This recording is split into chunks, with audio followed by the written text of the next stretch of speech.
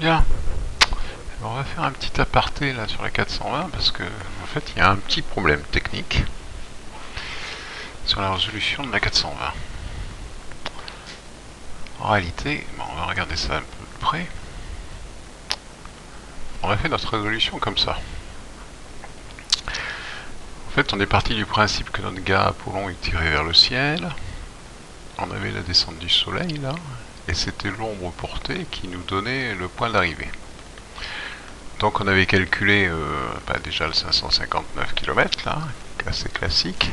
Puis on avait trouvé que c'était 390 km qui étaient liés aux 1969,697 mesures. Et on en avait déduit par un calcul très simple de Pythagore que la distance ici était de 400 km. Bon, a priori, c'était bien cette résolution. Elle est, moi je dirais bonne, je pense qu'elle est bonne en fait.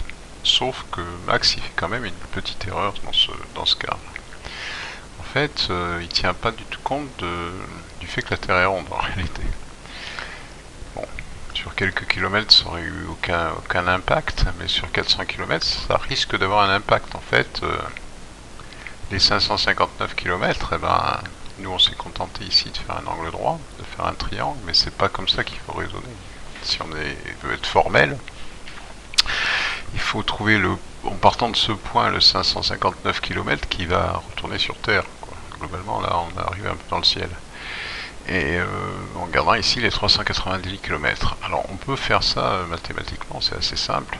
Et on verra que finalement, l'erreur est assez importante. Et c'est peut-être intéressant de regarder ça. Alors, on va jeter un œil parce que je me suis cassé les pieds à essayer de faire un petit dessin là. Je ne sais pas si je vais arriver à amener ça où je veux. Voilà, voilà. Bon, un joli petit dessin, je ne sais pas si on voit bien. Donc globalement, j'ai représenté la Terre dans un cercle. Enfin, plus exactement, ce serait une coupe de la Terre qui serait dans le plan de notre tir là. En réalité, donc j'ai mis ça dans un repéreur orthonormé là, XY. Et puis ici j'ai mon tir. Donc finalement, donc mon Apollon il est là, sur la surface de la Terre. Il tire vers le zénith que j'ai mis dans l'alignement de mon X là, de mon repère X. Et le soleil, ici, enfin bon c'est pas le soleil en fait, on s'en fiche du soleil, on a les 390 km là. Et on aura donc les 559 km de descente jusqu'à toucher la Terre ici. Donc formellement, la Terre étant un cercle, si on veut calculer, trouver ces points là, il suffit simplement de faire un cercle qui est de 550 km de rayon ici, qui se positionne à l'endroit où tire notre ami Apollon, et puis de trouver les points d'intersection des deux cercles.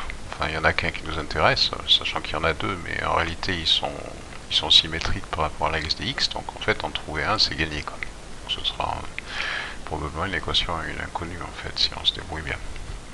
Bon, en fait, on a deux cercles, on peut écrire les équations dans le système orthonormé, la xy des deux cercles, et puis pour trouver les points d'intersection, c'est simple, on égalise les deux équations en fait.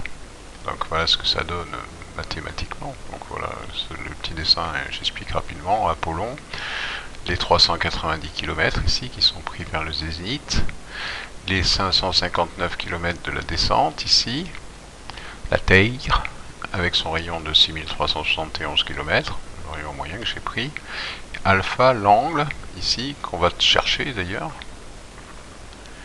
de façon à calculer la longueur de l'arc ici, de ce petit bout d'arc là. Voilà. Donc ici on a x0 et ici y0 qui sont les coordonnées du point d'intersection entre notre cercle ici de 559 km et la Terre.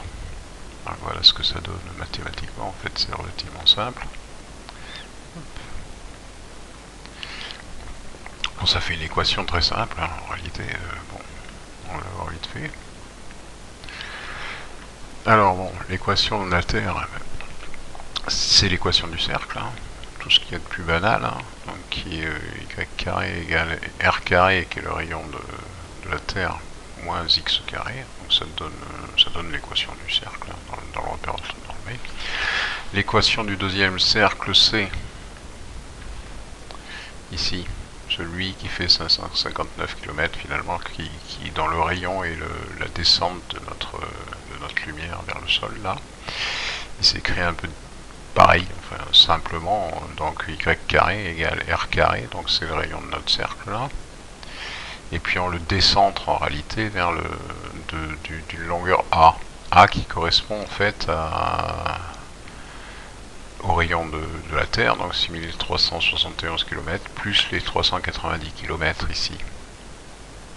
Okay, puisque le cercle il est basé directement à la hauteur de la flèche d'Apollon, là, les 390 km là. Donc on fait x moins a de façon à décentrer ce cercle. Voilà, c'est tout. Donc en fait on a l'équation qui est comme ça, donc on développe pour simplifier après. Donc R2 moins x carré plus 2ax plus a carré. A étant la longueur entre ici et là, bien sûr. Donc au point d'intersection, bon c'est vrai aux deux points d'intersection puisqu'on a un carré, hein. Bon, on va simplifier parce que nous on s'en fiche, on n'a qu'un seul x à trouver, donc comme on va virer le y, ça va nous simplifier la vie. Effectivement, elle va égaliser ces deux équations, donc on va écrire R2 moins x carré égale petit r2 moins x carré plus 2ax moins a2. C'est bien égaliser les deux équations des deux courbes là, enfin des deux cercles.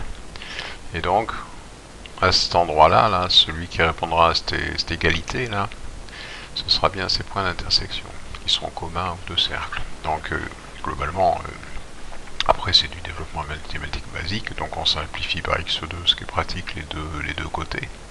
Ce qui est normal, puisqu'en fait on se retrouve à une équation inconnue, puisqu'on n'a qu'un point ici, en x. Donc du coup, eh ben, ça nous donne, voilà, r carré moins petit r carré plus a carré égale 2ax, donc x égale r carré moins etc. divisé par 2a. Bon, donc on trouve ce point, que j'ai appelé x0. J'aurais dû appeler x0 dans tous les marquages, mais ça va avoir l'importance. Donc ce point, il se trouve être à 6359,14. Donc le point x là, il est à 6359,14. Bon, le point y, eh ben, c'est simple à trouver, puisqu'on a l'équation ici, y égale r carré moins x2. Il suffit de faire la même chose, et puis hop, on va trouver le point directement y, qui lui est ici, y0, ou là, puisqu'il y en a deux en fait. On en prend qu'un, on s'en fout, c'est les mêmes. Sauf qu'il y en a un qui est en plus, l'autre qui est en moins, je ne l'ai pas marqué, mais ça n'a pas d'importance.